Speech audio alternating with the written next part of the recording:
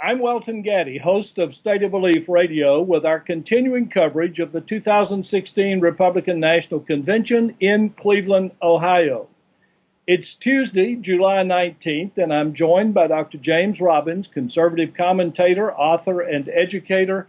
He writes for USA Today and is a contributing editor for National Review Online, as well as a senior fellow for national security affairs on the American Foreign Policy Council. Jim, the theme for day one of the GOP convention was Make America Safe Again. How do you see Donald Trump's rhetoric of strength resonating with voters who are frightened by so many crises, both at home and overseas? Well, I think that his message has been consistent, and the events have conspired in his favor. The continuing terror attacks domestically and overseas, not to mention some of the domestic problems with people attacking law enforcement and other violence of that nature, have all tended to make people focus on this message that he had already been talking about. So in a way, it makes him look like he was ahead of the curve. Mm-hmm. Well, I don't know what was planned, obviously, for last night, but there was a lot of focus on people's fear and the reasons for that fear, not so much unfolding of policies or plans for giving security. And I wonder if you would just talk about what it means to give people security both at home and overseas.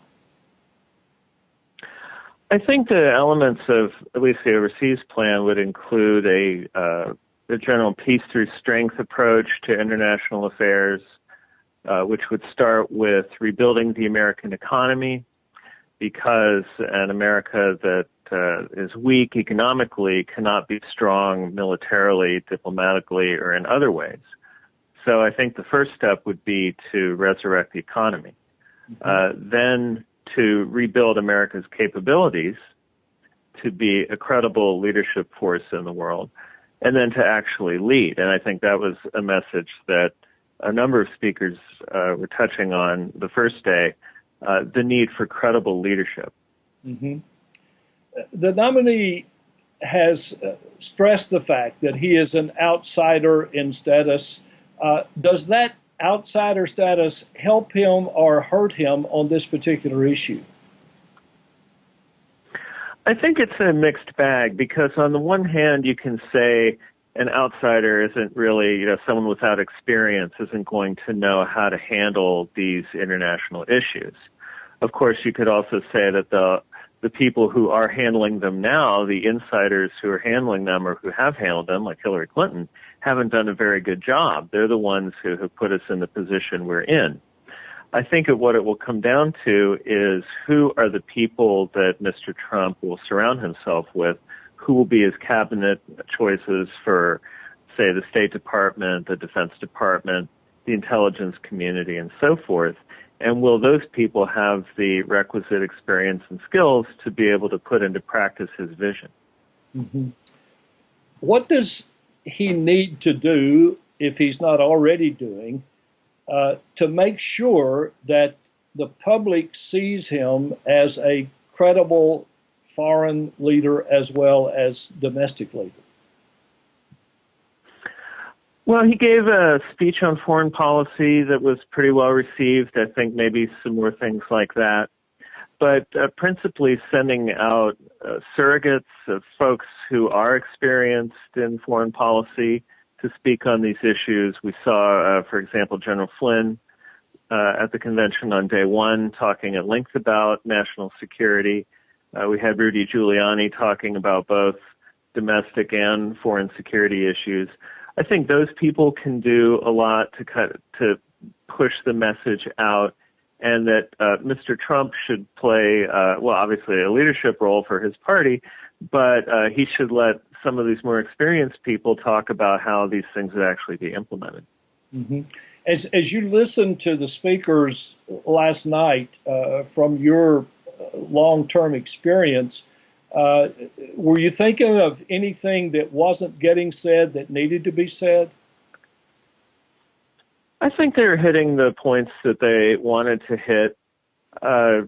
Things like calling the Islamic terror threat what it is, or declaring war on terrorism, looking at our immigration system, seeing what changes could be made to it, things like that.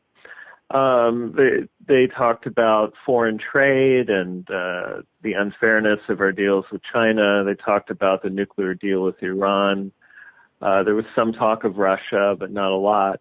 I think overall they probably hit all of the important points that needed to be hit. Well, it's a fact that we are in the midst of another stretch of violence in our streets as well as violence overseas, even as the convention convened. Can Donald Trump have an impact on this as a candidate, or is that really only something he can affect if he wins the election in November? I think he could affect it in terms of the debate, to the extent that his campaign is setting itself up as a law and order campaign. I think pushing ahead that vision is a way that he can have an impact. I don't think that that would have any substantive impact. Obviously, he's not changing the way police are trained or keeping people from protesting or doing other things. But it definitely serves as a point of reference in the debate, and it guarantees that that point of reference will be prominent in the media. Mm-hmm. Well, I keep hearing over and over people saying that this convention is so different from those of previous years.